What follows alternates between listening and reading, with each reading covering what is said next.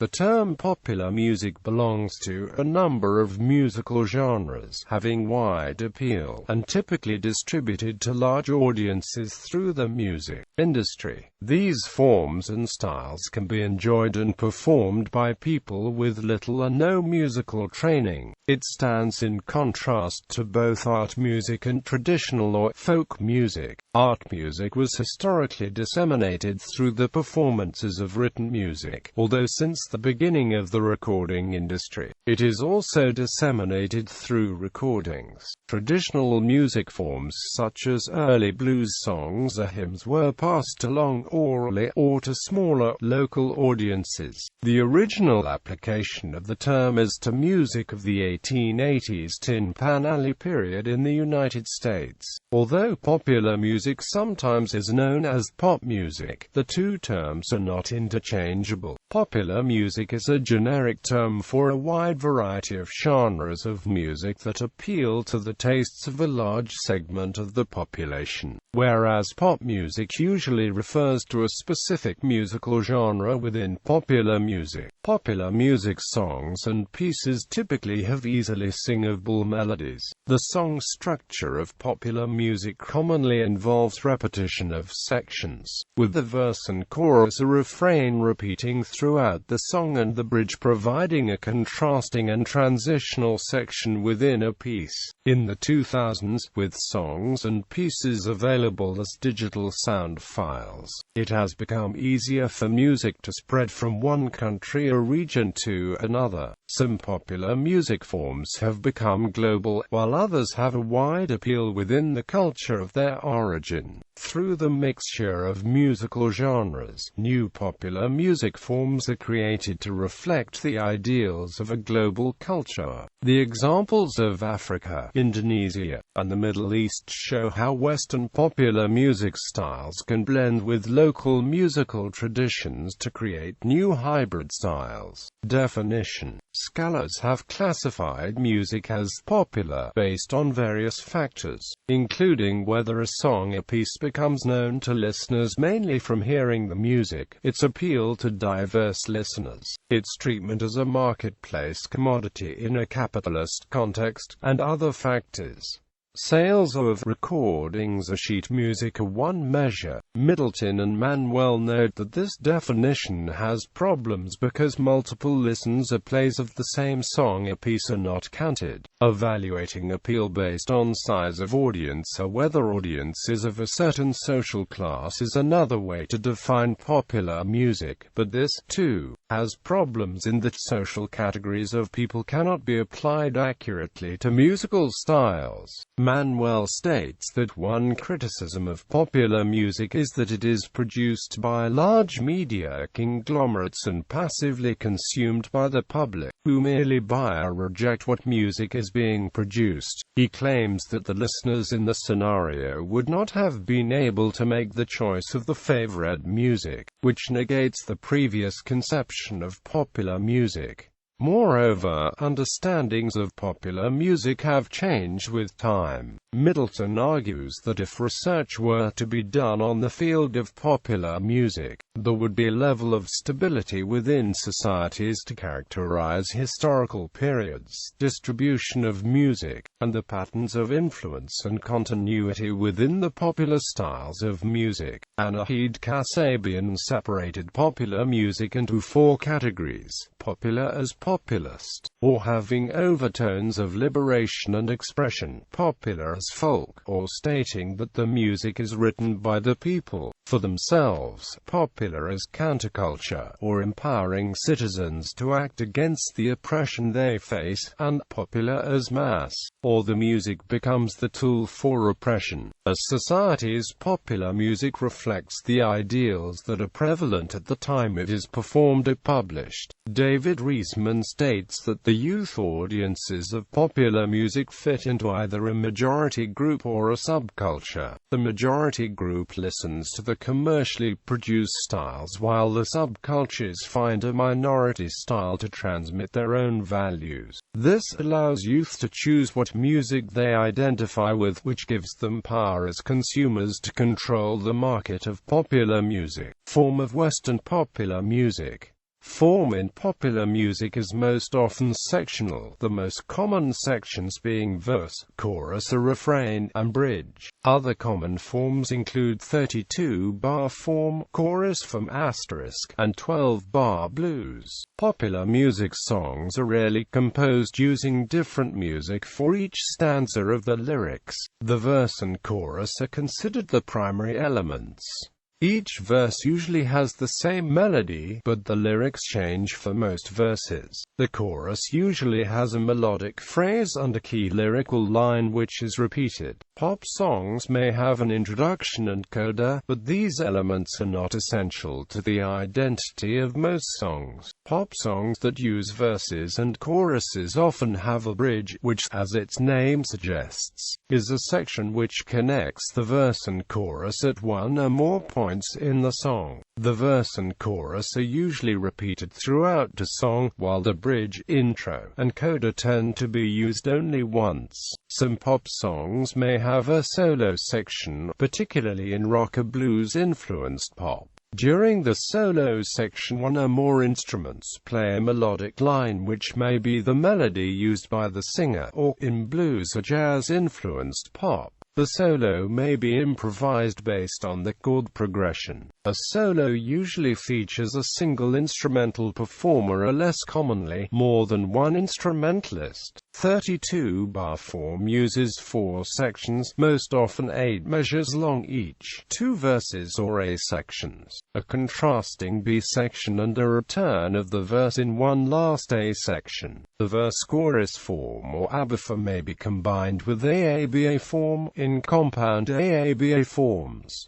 Variations such as A1 and A2 can also be used. The repetition of one chord progression may mark off the only section in a simple verse form, such as the 12-bar blues. Development in North America and Europe. The most significant feature of the emergent popular music industry of the late 18th and early 19th centuries was the extent of its focus on the commodity form of sheet music. The availability of inexpensive, widely available sheet music versions of popular songs and instrumental music pieces made it possible for music to be disseminated to a wide audience of amateur, middle-class music makers who could play and sing popular music at home. Amateur music making in the 19th century often centered around the piano, as this instrument could play melodies, chords and bass lines, thus enabling a pianist to reproduce popular songs and pieces. In addition to the influence of sheet music, another factor was the increasing availability during the late 18th and early 19th century of public popular music performances in pleasure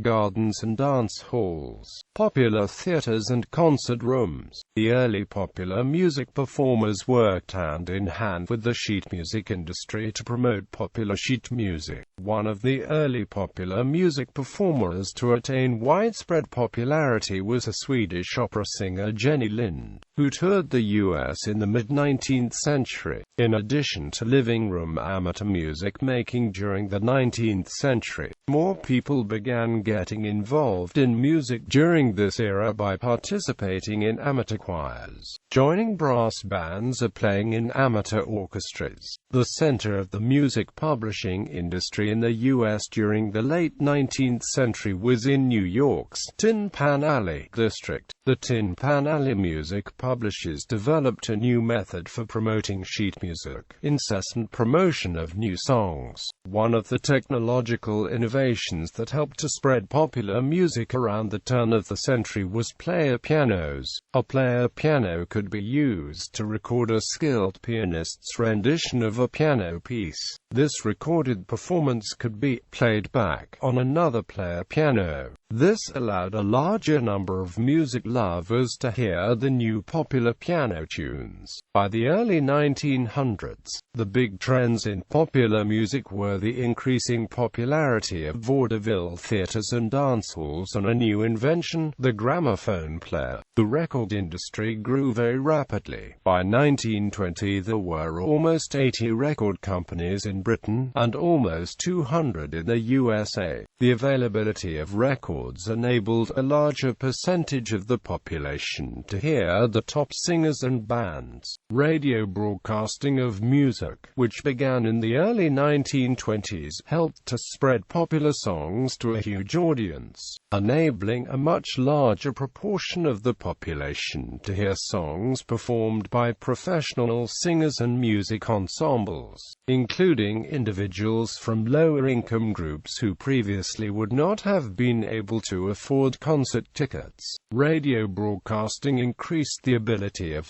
songwriters, singers and band leaders to become nationally known. Another factor which helped to disseminate popular music was the introduction of talking pictures, sound films, in the late 1920s, which also included music and songs. In the late 1920s and throughout the 1930s, there was a move towards consolidation in the recording industry, which led several major companies to dominate the record industry. In the 1950s and 1960s, the new invention of television began to play an increasingly important role in disseminating new popular music. Variety shows regularly showcased popular singers and bands. In the 1960s, the development of new technologies in recording, such as multi-track recorders, gave sound engineers and record producers an increasingly important role in popular music. By using multi-track recording techniques, sound engineers could create new sounds and sound effects that were not possible using traditional live recording techniques, such as a singer performing her own backup vocals or having a lead guitarist play rhythm guitar behind her guitar solo. During the 1960s era of psychedelic music, the recording studio was used to create even more unusual sounds. In order to mimic the effect of taking hallucinogenic drugs, some songs used tapes of instruments played backwards or panned the music from one side to the other of the stereo image. In the 1970s, the trend towards consolidation in the recording industry continued to the point that the dominance was in the hands of 5 huge transnational organizations, 3 American-owned and 2 European-owned companies. In the 1990s, the consolidation trend took a new turn into media consolidation. This trend saw music recording companies being consolidated with film, television, magazines, and other media companies, an approach which facilitated cross-marketing promotion between subsidiaries. For example, a record company's singing star could be cross-promoted by the conglomerate's television talk shows and magazine arms. The introduction of digital equipment in the 1990s resulted in what Grove Dictionary of Music dubbed the creation of new sound worlds, as well as facilitating DIY music production by amateur musicians and tiny independent record labels. In the 1990s, the availability of sound recording software and effects unit software meant that an amateur indie band could record an album, which required a fully equipped recording studio in previous decades, using little more than a laptop and a good quality microphone. Global perspective. In contrast to Western popular music, the genre of music that is popular outside of a Western nation is categorized into world music. This label turns otherwise popular styles of music into an exotic and unknown category. The Western concept of world music homogenizes many different genres of popular music under one accessible term for Western audiences. New media technology has led urban music styles to filter into distant rural areas across the globe. The rural areas, in turn, are able to give feedback to the urban centers about the new styles of music. Urbanization, modernization, exposure to foreign music and mass media have contributed to hybrid urban pop styles. The hybrid styles have also found a space within Western popular music through the expressions of the national culture. Recipient cultures borrow elements from host cultures and alter the meaning and context found in the host culture. Many Western styles, in turn, have become international styles through multinational recording studios.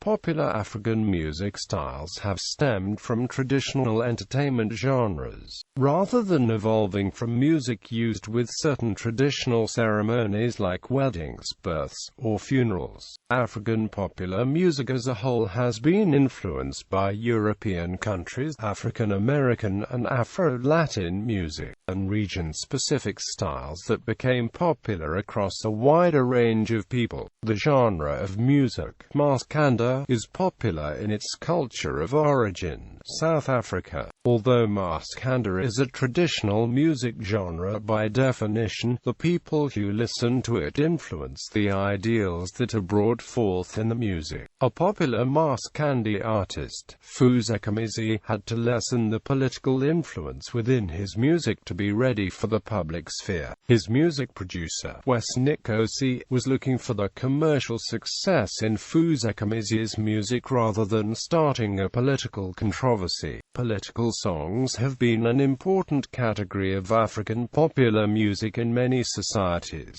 During the continent's struggle against colonial rule, nationalistic songs boosted citizens' morale. These songs were based on Western marches and hymns reflecting the European education system that the early nationalistic leaders grew up in. Not all African political songs were based on Western styles. For example, in South Africa, the political songs during the anti-apartheid movement were based on traditional tribal styles along with hybrid forms of imported genres. Activists used protest and freedom songs to persuade individuals to take action, become educated with the struggle, and empower others to be politically conscious. These songs reflected the nuances between the different classes involved in the liberation struggle. One of the genres people of Africa use for political expression is hip-hop. Although hip-hop in Africa is based on the North American template, it has been remade to produce new meanings for African young people. This allows the genre to be both locally and globally influential. African youth are shaped by the fast-growing genre's ability to communicate, educate, empower, and entertain. Artists who would have started in traditional music genres, like Maskanda, became hip-hop artists to provide a stronger career path for themselves. These rappers compare themselves to the traditional artists like the griot and oral storyteller, who both had a role in reflecting on the internal dynamics of the larger society. African hip-hop creates youth culture, community intelligence, and global solidarity. Asia, Indonesia. Popular music in Indonesia can be categorized as hybrid forms of Western rock to genres that are originated in Indonesia and indigenous in style. The genre of music, Dangdut, is a genre of popular music specifically found in Indonesia. Dangdut form two other styles of popular music, Indo-pop and underground, together to create a new hybrid fusion genre. The genre takes the noisy instrumentation from underground, but still makes it easy to listen to like Indo-pop. Dangdut attempts to form many popular music genres like rock, pop, and traditional music to create this new sound that lines up with the consumer's tastes. This genre has formed into a larger social movement that includes clothing, youth culture, the resurgence of Islam, and the capitalist entertainment industry.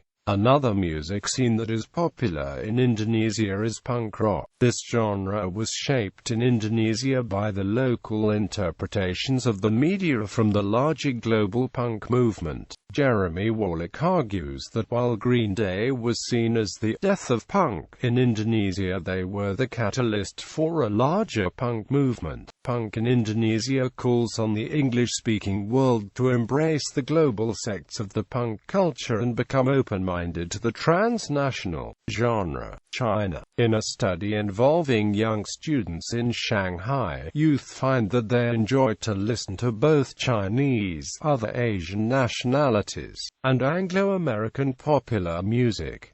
There are three ways that young people of China were able to access global music. The first reason was a policy change since the late 1970s, where the country was opened up to the rest of the world instead of being self-contained. This created more opportunities for Chinese people to interact with people outside of the country of origin to create a more globalized culture. The second reason is that the Chinese television and music industry since the 1980s has broadcast television shows from the neighboring Asian societies and the West. The third reason is the impact of the internet and smartphones on the accessibility of streaming music. Students in China make up 30.2% of China's internet population and the third and fifth most popular uses of the internet are respectively internet music and internet video use. The youth described as being able to connect to the emotions and language of the Chinese music, but also enjoyed the melodies found within Anglo-American music. The students also believed that listening to the English music would improve their English language skills.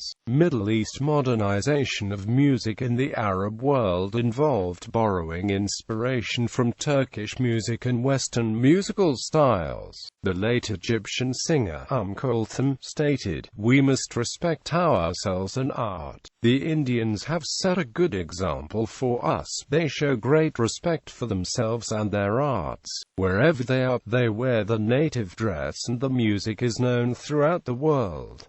This is the right way." Quote. She discussed this to explain why Egypt and the Arab world needed to take pride in the popular music styles originating in their culture so the styles were not lost in the modernization. Local musicians learned Western instrumental styles to create their own popular styles, including the native languages and indigenous musical features. Communities in throughout the Arab world placed high value on their indigenous musical identities while assimilating to new musical styles from neighboring countries and mass media. Through the 1980s and 1990s, popular music has been seen as a problem for the Iranian government because of the non-religious meanings within the music and the bodily movements of dancing or headbanging. During this time period, metal became a popular underground subculture through the Middle East. Just like the Western counterparts, Middle Eastern metal followers expressed the feelings of alienation, but the thoughts came from war and social restrictions on youth. In interviews of Iranian teenagers between 1990 and 2004, the youth overall preferred Western popular music, even though it was banned by the government. Iranian underground rock bands are composed of members who are young, urban-minded, educated, relatively well-off, and global beings.